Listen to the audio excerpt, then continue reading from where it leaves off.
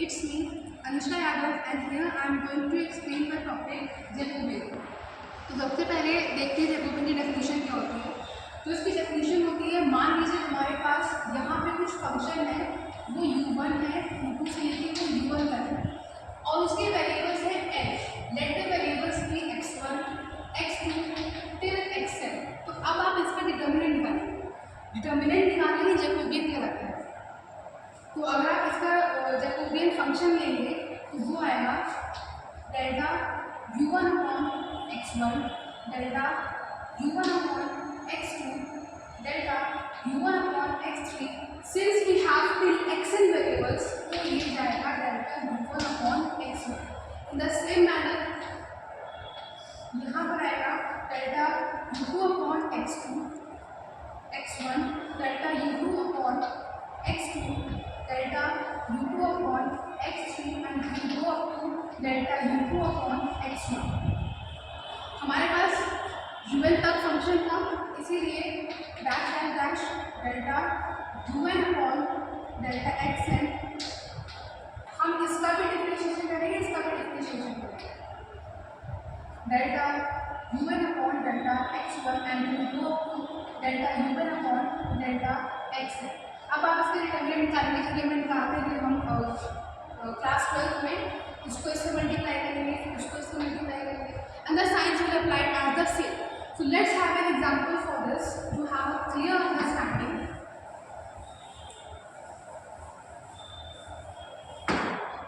पहला एग्जांपल हम ये लेते हैं। हमारा पहला एग्जांपल है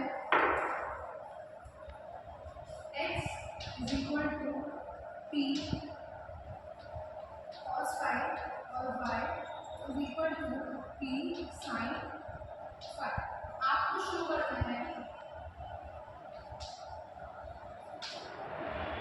delta x comma y upon delta p comma phi is equal to p। We have to show this। तो सबसे पहले इसका जैकोबियन फाइंड करते हैं।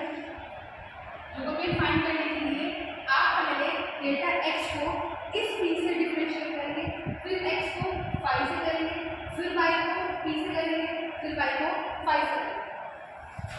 Delta x upon delta p delta x upon delta phi delta y upon delta p delta y upon delta phi। तो हमारे पास ये वाला टर्म है, ये वाला। अब हमें इस टर्म का डिफरेंशिएशन करना है विद रिस्पेक्ट टू p। तो जब आप इस टर्म का differentiation with respect to p करेंगे तो p 1 का रिजल्ट आ जाएगा, तो इसका डिफरेंशिएशन आएगा cos phi। फिर इसी वाले टर्म का डिफरेंशिएशन करेंगे हम phi के टर्म्स में, तो cos phi का डिफरेंशिएशन माइनस sin phi होता है, इसलिए इसका डिफरेंशिएशन आएगा माइनस p sin phi। फिर आप इस वाले टर्म का डिफरेंशिएशन वापस से p के टर्म्स में करेंगे तो sin phi आएगा, फिर इसको phi के टर्म्स में करेंगे तो p cos आएगा। फिर अब हमें इसका डिफरेंशिएशन निकालना है, इसका डिटर्मिनेंट निकालना है। डिटर्मिनेंट निकालने के लिए इसको इससे मल्टीप्लाई करेंगे, cos phi into p cos phi minus इसको इससे मल्टीप्लाई करेंगे minus p sin phi into sin phi। ये आएगा p cos square phi plus p sin square phi। Now we will take p as common, अंदर बचेगा cos square phi plus sin square phi, और ये हमारा answer आ जाएगा p, क्योंकि cos square phi plus sin square phi 1 होता है, इसलिए आ गया p। So we have to prove the theorem. अब अगर मान लीजिए हमारे पास आप एक थ्योरम पढ़ते हैं, वो थ्योरम ये कहलाती है, इसी एग्जाम्पल की जो थ्योरम पढ़ेंगे हमारी थ्योरम का कौन सा जैकोबियन ये है कि अगर हमें ये वाला इसके साथ साथ एक और हमसे पूछा गया, हमें ये तो फाइंड करना है, अगर सर ऐसे टोटल कर दिया जाए तो कैसे फाइंड। अगर हमसे पूछा जाए show that this and also, हमें एक और चीज़ शो करनी है या फाइंड करनी है कि d upon p comma phi upon delta upon x comma y अगर हमें फाइंड करना है, तो अगर हमने ये फाइंड कर दिया तो हम इसके थ्रू कैसे? जैकोबियन की एक थ्योरम होती है, तो थ्योरम ये होती है कि अगर आप किसी भी फंक्शन का जैकोबियन फाइंड कर रहे हैं और अगर उसे रेसिप्रोकल कर देते हैं तो उसका मल्टीप्लिकेशन 1 है। So we just have found out कि इसका जैकोबियन p है, तो p इनटू दिस फंक्शन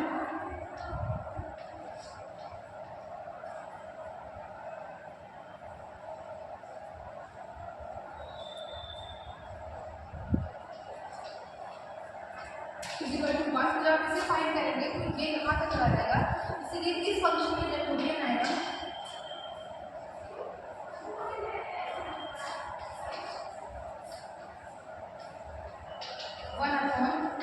तो if we have to either prove this theorem or we have to find both of the Jacobians, तो एक का निकालेंगे और दूसरे का निकालने के लिए उसका रेसिप्रोकल करेंगे।